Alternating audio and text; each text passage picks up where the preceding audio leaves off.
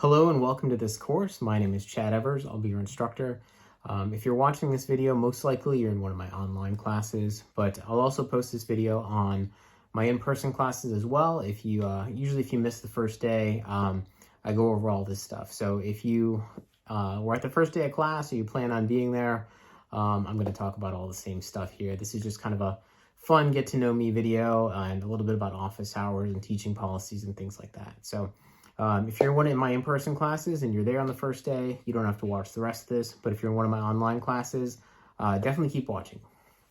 So again, a little bit about me. My name is Chad Evers.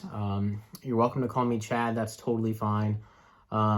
If you want, you can call me Professor Evers. That's fine as well. So whatever you prefer. I'm not Dr. Evers yet. I have about a year left. I'm still working on my dissertation in environmental education. So I've got about a year left. So hopefully I should be done by spring 2023. So you can't call me Dr. Evers yet, but hopefully in about a year. Anyways, so contact information, my office phone number at Florida Gulf Coast University is 239-745-4418. That is a landline, so you can't send any text messages there, but if you call and leave a voicemail, the voicemail will go to my cell phone, so I will get them pretty quickly. As far as email addresses go, you could send me an email to cevers@fgcu.edu, or if you're one of my FSW students, you could send me an email to cevers@fsw.edu. But the best way to send me any kind of course-related message is through the Canvas Messenger system. That's much preferred than the actual email system. As far as my office hours, I'm trying to make this video so I don't have to make a new one every semester. So there are office hours listed on your Canvas page and the syllabus. I have office hours every semester. So if you want to meet me in person, you can always come see me during my office hours. I'm usually in my office a lot more than just my office hours. So if those hours don't work for you, just give me a call or set up an appointment and I'll be happy to meet with you.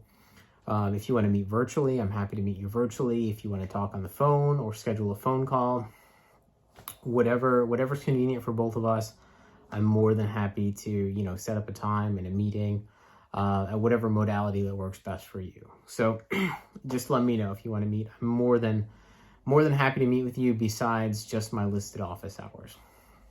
As far as my office location, I am currently in Modular 2, Room 23. I'm filming this at the start of the spring semester 2023.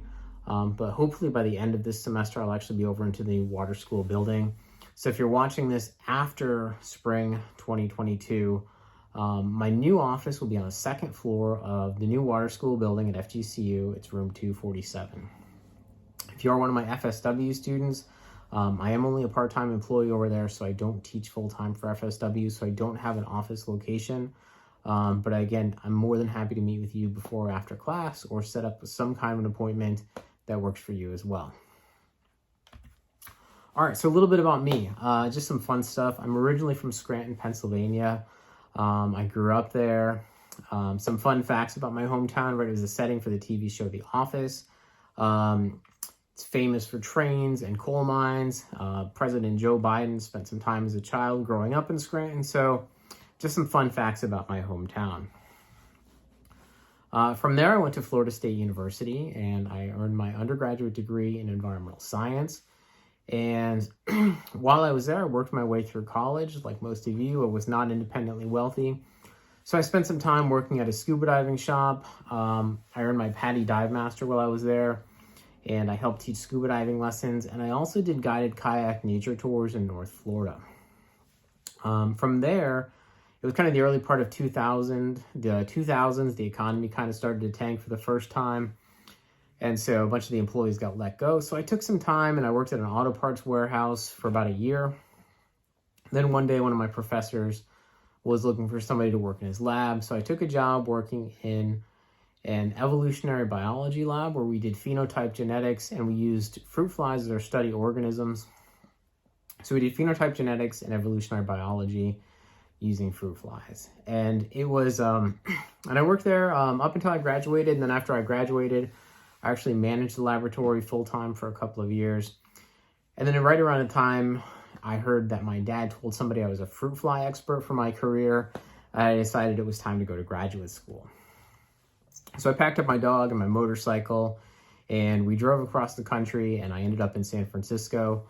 And I went to the University of San Francisco nights and weekends for 2 years, earned my master's degree in environmental management. And again, while I was out there, it was a program that allowed me to work full time. So when I first got out there, I had lined up a job with my advisor where we were doing environmental monitoring of the San Francisco Bay Area. Much of that was wetlands that were converted to, landscape. And then they're converting them back into wetlands because we've learned that wetlands are ecologically important. So we're basically doing wetland restoration and wetland monitoring. That was just a temporary job until I found something full-time. And then from there, I took a job where I managed a laboratory for the University of California at Berkeley. And what we were doing is we were testing and developing reduced risk pesticides. So pesticides that are less harmful for the environment, less harmful for the people that have to apply them, and less harmful for, they leave a less harmful residue on your fruits and vegetables when they make it to you in the consumer market. So my takeaway from that job to you guys, though, is make sure you guys are washing your fruits and vegetables before you eat them. Really just a rinse with like a mild soap and a little bit of water and dry them off. And especially things that people don't think that you have to wash, like bananas, avocados, stuff that you don't eat the outside of. None of that gets washed anytime from the time it gets sprayed with pesticides to the time that it makes it to you in the grocery store. And so if you think about like an orange, if you peel an orange, you're rubbing your fingers all over the outside of that orange. And if you take my Introduction to Environmental Science class, one of the things we talk about is environmental toxicology. And so your skin is a porous organ, and anything that you get on your skin only takes 15 to 20 seconds to get in your bloodstream. So now if you've got an orange and it's got pesticides all over it and you're rubbing your fingers all over the outside of that orange, whatever's on that orange is getting right into your bloodstream. So that's my takeaway. Make sure you guys wash your fruits and vegetables. You don't have to be super paranoid about it, but just, when you get fruits and vegetables, first thing you should do, take them home, wash them with like a mild soap, rinse them off, dry them off, let them dry, put them in your fruit bowl, put them in your fridge. They're good to go. So anyways, after I graduated, my boss told me that I was going to be overqualified to work for him and that I should find a new job that I could use my degree for. And so I actually wanted to move back to the East Coast of the United States because when I was in California, I didn't really get to spend a whole lot of time with my family. And so I took a job with the Florida Department of Agriculture and Consumer Services and their division of aquaculture. And so I took a job based out of Punta Gorda, Florida. And what I did is I monitored the water quality for the safe harvest of shellfish for Southwest Florida. So for almost 7 years, I spent 3 or 4 days a week on a boat somewhere between Boca Ciega Bay and St. Petersburg and the 10,000 islands down in the Everglades. And so because clams and oysters are filter feeders, whatever they're filtering out of the water will end up inside of their muscle tissue. And if it's, and it also gets concentrated, right? Because if you've got a clam or oyster, they'll filter 40 to 50 gallons of water a day. And so if you have a little bit of toxin in the water and you get a mouthful of water, it's not a big deal. But if you eat one clam that has now filtered 50 gallons of water in a single day, right? You're getting 50 gallons of that toxin in a single bite if you eat that clam or oyster. And most of the time, if you're eating clams and oysters, you're not eating just one. So we looked out for harmful bacteria, harmful algae blooms, and other just toxins in general that might be in the water. So we did that. The other portion of my job was to inspect food and tropical fish farms in Southwest Florida. And so what a lot of people don't realize is if you go to like Petco or PetSmart or any of those places, all those freshwater tropical fish are raised in these like outdoor farms, but instead of rows of crops, they've actually got rows of shallow ponds, and each shallow pond has got a different type of freshwater fish in it. And so my job there is to make sure that they didn't have non-native species escaping into the waters of Florida, and also to make sure that they didn't have untreated production water escaping into the waters of the state. So usually at this point when I'm talking to my students, somebody asks, like, well, how did you do all this? And then end up teaching college. And so it was just kind of a weird transition. So when I first moved back to Florida, I lived in Inglewood, and if you know anything about Inglewood, there's really not a whole lot to do there. And I was kind of bored, and I didn't know anybody. And when I first started my job with the Department of Agriculture, I was in a field office, and my coworker was about 8.5 months pregnant when I first started the job. So she was there for about a week. And so I was either on a boat or in a truck or in an office all by myself for about 3 months.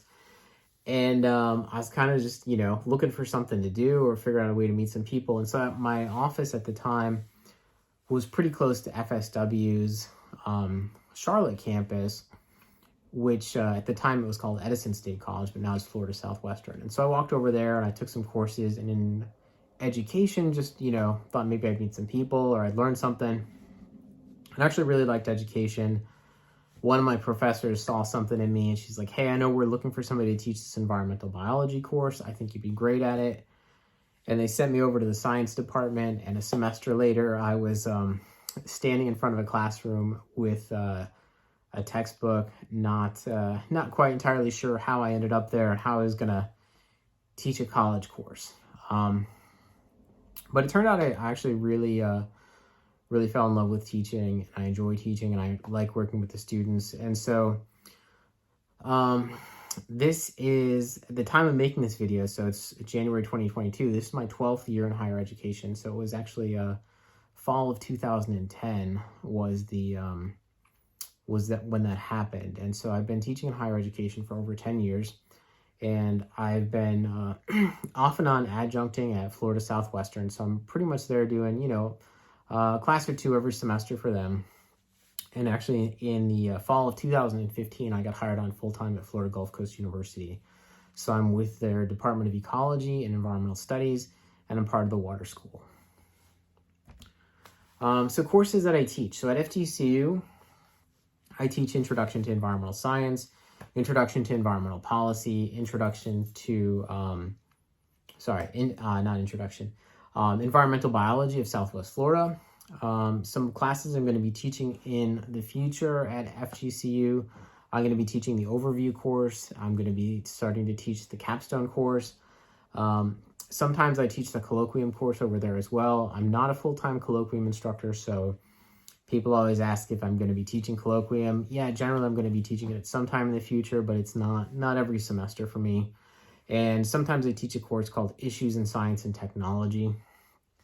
And I imagine a lot of you watching this video are probably going to be in that Issues in Science and Technology course. And the over at FSW, some of the courses I teach Introduction to Environmental Studies. I teach Environmental Biology of Southwest Florida. And I used to teach the interdisciplinary science classes. I haven't taught them in a couple of years. I think somebody else is teaching those now. But anyways, those are the courses I teach. And if you are wondering if you're at FSW or FGCU, I teach the course the exact same way at FGCU or FSW, especially if you're in my Introduction to Environmental Studies or my Environmental Biology of Southwest Florida class. I teach them exactly the same, so one's not better or worse than the other. Other things about me, some of my hobbies, I have 3 dogs, and they all are not necessarily rescue dogs, but I guess I would call them breeder rejects that needed a place to go.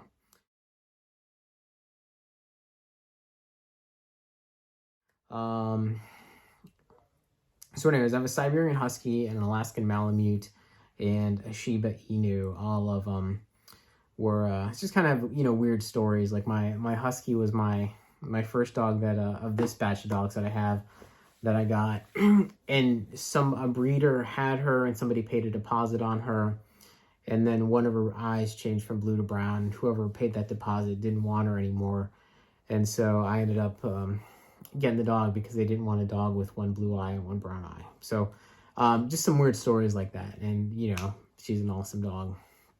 Other than that, I like to hang out with my wife. Currently, my wife is an academic advisor for the College of Arts and Sciences. So if you see somebody named Jessica Evers and you're like, oh, I saw this person, her name was Jessica Evers and she's got the same last name as you, that's because she's my wife. And so students either know one or both of us, And she also teaches some courses here as well in the history department and the integrated studies department. So I like hanging out with her. I have a 16-year-old stepson.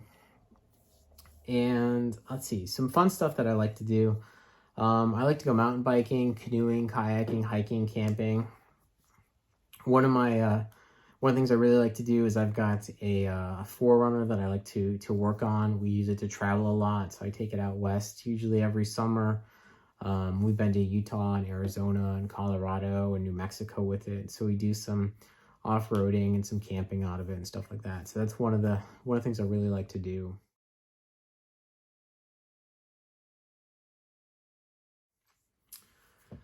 And I'm going to ask you in your introductory post or videos to give me some fun facts about you. So some fun facts about me. I'm an Eagle Scout. I still volunteer with the Boy Scouts. I was with the Boy Scouts with my stepson, but he, it wasn't really his thing. So I still help them out now and then. I've died twice, but I made it. And I don't tell people how I died because I think everybody should have a little bit of mystery about them. And now that I've said that, you probably really want to know, and I'm not going to tell you. So moving on. I have a huge collection of comic book art. You could see some of it in the background of the video. I have a whole bunch more in my office. So if you want to see some other stuff, I've got a bunch of cool stuff in my office. In addition to comic book art, one of my favorite things to get is student artwork. So if you like drawing or creating artwork, and you ever feel like making me something, I will hang it in my office and cherish it forever. If you want to follow my dog on Instagram, she's got her own Instagram page. I'll post it down here in the bottom.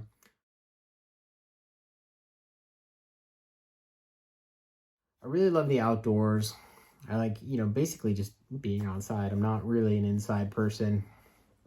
And I really believe in what I teach. So when I talk about sustainability in my courses, it's not something that I just talk about. I really make a solid effort to practice sustainability in my daily life. The places that I shop, the foods that I eat, how I travel. I really do my best to, support sustainable companies and businesses and all that. And so you definitely won't catch me with a plastic water bottle. And if anybody knows me, you know that I don't allow plastic water bottles or things like that in my classrooms or on my field trips. It's all got to be reusable for me. Let's see. What else? All right, so my teaching philosophy. I want you to enjoy this class. I want you to get something out of this class. And again, it's across the board for whatever class you're taking. I've never been a fan of making students memorize stuff because we all have cell phones. I would hold my phone up here and show you guys a cell phone, but I'm recording on it. But basically, we have these phones and we have access to the world of knowledge in our pocket. And so as far as memorizing stuff goes, I don't really like you guys to have to memorize a lot of stuff. Occasionally, I have to give final exams and things like that, so you have to memorize some stuff. But basically, my teaching philosophy is I really would like you to, leave this course, and no matter what course you're taking, with a practical understanding of how this information is important to you and your life. If you're in one of my environmental courses, right, again, I don't care if you don't memorize, certain environmental figures, but I do care that you understand, why worrying about the environment is important to your life and how your life and your choices and your actions impact the environment. And in return, how this is going to affect your life, your family, your major, your future career, going forward. Those are the things I really care that you take away from the course. So anyways, as far as my courses go, I want you to enjoy this course. I want you to get something meaningful out of it. Something meaningful to you. A lot of my assignments, have an aspect where you can kind of personalize it. You have some choice in how you want to do the assignment. So again, that, you get some actual meaning out of the assignment. But if you are having an issue with my class, come talk to me. I always tell my students, you guys are welcome to tell me that my class sucks and it's the worst class you've ever taken. But the caveat is that you have to tell me what I can do to make it better. Like I said, I've been teaching for over 10 years, and a lot of the things that I do that have improved my courses have come from student feedback. So I do listen to my students. And again, I want this to be an experience that you enjoy and get something out of. I really do care about that, and I do care about student success. So, any kind of constructive feedback, I'm more than happy to listen to. If you're struggling with the course, talk to me as soon as possible. One of the things where I can't help students is sometimes students will disappear for like a month, 6 weeks, and they'll show up right before the final and they're like, what can I do? And again, there's not a whole lot I could do at that point. Or they're like, hey, I forgot I signed up for this class. Can you open up the last 2 months worth of assignments? I can't do that. So, but if you are struggling, come talk to me. If you know you've got something coming up or just whatever, let's talk about it. Let's make a plan, especially if you can do it before the fact, or maybe immediately right after. Come talk to me, set up an appointment. I will do my best to try and find a solution that works for both of us. As you can imagine, I'm super busy all the time, so if you leave me a message and I don't immediately get back to you, I'm not ignoring you. And if you feel like maybe I forgot or I missed your message, completely a possibility. So don't feel bad about sending me another message or just forwarding me the old one and saying, hey, Chad, did you get this message? Don't feel bad about that. Let's see. Again, other stuff. Basically, if this is like in the classroom stuff, but I think cell phones are a unique learning tool, so I don't mind if you have cell phones in my class. And if you're in my classroom and you have to send a quick text message, doesn't bother me. If you need to take a phone call, we're adults, we've got lives, families, things like that. Just quietly excuse yourself and just answer the phone and come back when you're ready. So as long as there's not an issue with the phone or you're not obnoxious about it, it's fine with me. If you are in one of my lab classes, we can't have food or drink in the classroom. And again, I know some of these classes are pretty long, so I don't mind if you have something like in a bottle as long as it seals. One of my big things is respect for your classmates. So if you are in person or even in one of the discussion boards in the online classes, respecting your classmates is a big thing for me. FGCU is a smoke-free campus, so we can't smoke or vape in class or on our field trips. I am pretty strict with my attendance policy for my in-person classes, so make sure you meet the attendance requirement for your course. And other than that, if you guys have any questions, comments, concerns, or anything really with this class or one of my other classes, come talk to me. Like I'm not a scary person. I'm a nice guy, and I will do my best to work with you. And and by saying that, like, doesn't mean I'm going to just let you guys do what you want. We definitely have to be fair about whatever we come up with. But I want you to be successful in this class, and I want you to enjoy this class. And so thank you guys for being my students this semester. And if there's anything you need, please reach out to me at any point this semester. Thank you.